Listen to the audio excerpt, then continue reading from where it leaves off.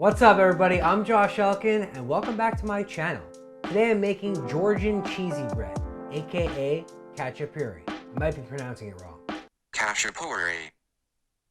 The first step to making this khachapuri is making the dough, and I'm using a very simple, very basic pizza dough. Now there's a lot of ways you can make pizza dough. You can add the dry ingredients with the yeast dry, or in this case I'm blooming it with a little bit of sugar, yeast, and hot water. And the key to blooming the yeast is using water that isn't too hot. If it's too hot, it's going to kill the yeast, but if it's not hot enough, it's not going to bloom it. The sweet spot is somewhere around 110 to 115 degrees. Once all the ingredients come together, I'm going to knead it out on a floured surface, put it back in a bowl, cover it, and let it double in size for roughly 45 minutes. Like I said, this is a very basic pizza dough, so if you wanted to use it to make a pizza, this is the exact recipe you'd follow. Now, traditionally, a khachapuri doesn't necessarily have potatoes and sausage on top of it, but I wanted to take this recipe and make it my own, and as you guys know, I am the self-proclaimed champion of breakfast, so we're going in a breakfast potato direction. Once the potatoes have boiled for roughly 10 minutes and are basically around 80% cooked, I'm going to add them to a frying pan with some olive oil and butter and start frying them. When the potatoes have somewhat turned golden brown and crispy, I'm going to extract them from the pan, put them in a bowl, season them with salt, pepper, and garlic powder. Keep in mind, we're putting these on top of the khachapuri and back in the oven. But not just yet. Now we're going to make the cheese filling, and for this cheese filling, I'm using 4 different cheeses. Parmesan, shredded mozzarella, some goat cheese, and some feta. It's all going into a food processor with some chopped up parsley,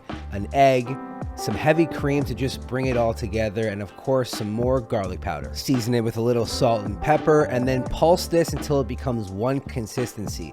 The idea here is to get an even spreadable cheese mixture so that we can add it to the khachapuri center, but also not run it too vigorously so that it starts cooking the egg and melting the cheese. Believe it or not, when you do that in a food processor, the friction creates heat, and the heat could potentially cook it, and that's not what we're looking for. After about 45 minutes, the dough is ready to go, so I'm going to separate it into about 4 different pieces and start rolling it out into an oval. Now, rolling a khachapuri takes a little bit of finesse, so don't even worry about it if you won't get it your first time. Either way, it's going to be good if it doesn't work out perfectly. I mean, what's the worst that can happen? You end up with a delicious cheese mixtured flatbread. On the side, I'm cracking and whisking an egg, and that's going to be used as our egg wash to not only go on top of the crust, but also go inside the khachapuri and use as a glue so that we can fold over our cheese stuffed crust. Now, the first time I did this, which you're not seeing right now, I kind of messed up and used too much cheese. There's no need to do that. We're using a lot of cheese for the center, and the cheese stuffed crust is just an added flair. Once the dough is completely folded over, you want to twist the edges so that it looks sort of like a diamond shape like this. To get a golden brown crust, I'm using that egg wash to paint the tops, and now it's time to fill the inside with the cheese mixture. For the first one, I'm doing just a cheese version,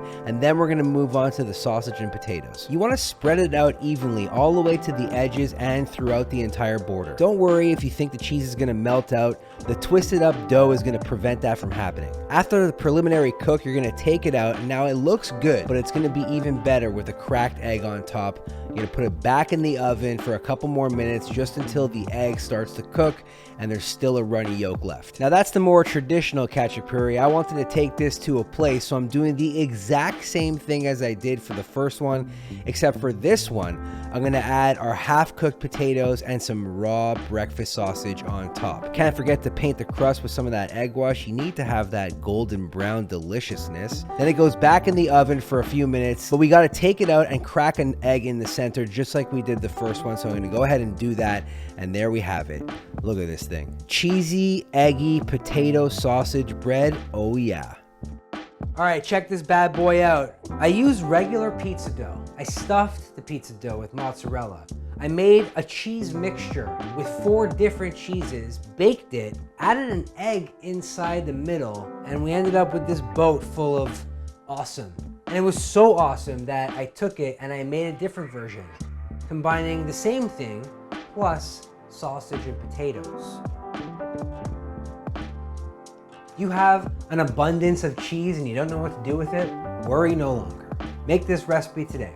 Check out the link in the description down below, or hit up recipechampions.com, which is my website that I publish all my recipes at, including these khachapuri's. Bye.